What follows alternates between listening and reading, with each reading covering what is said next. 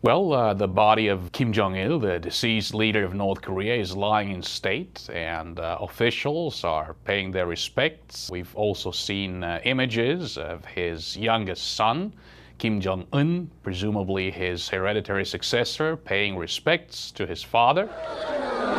We've seen images of allegedly ordinary North Koreans weeping and wailing, and it seems that sadness has overwhelmed the northern part of the Korean peninsula. Some of them might just mean it. They might just be deeply affected emotionally. Some of them might be afraid.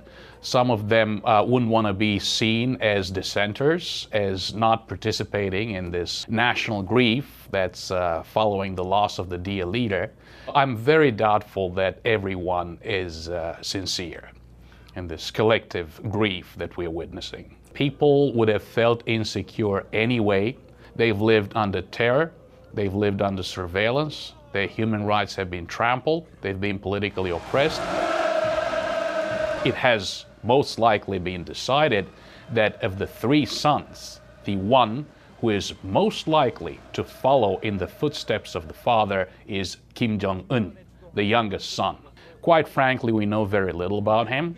We know that probably he spent a few years in Switzerland while he was in middle school. It would certainly be a huge PR coup to see Kim Jong Un make his first public appearance and start speaking fluent English. We don't know if he's able to do that. One thing that we know for sure is that Kim Jong-il had 20 years to prepare to take over from his father between 1974 and July of 1994 when Kim Il-sung died. Kim Jong-un barely had 3 years to prepare. We also know that Kim Jong-il was 52 years old when he became the de facto leader. Kim Jong-un, we're not sure, maybe 27, maybe 28. What we know for sure that he's way too young to be at the top of a system such as the North Korean system. The bottom line is that he will need guidance, he will need protection, and it is very likely that he has been enjoying the protection of the military. We will hear this question, goodness, this young man, educated in Switzerland, he might speak foreign languages, is certainly quite familiar with Western liberal democracies. Couldn't he be a reformer? It would be very hard, at least over the short to medium term, for him to consider any type of departure from his father's policies.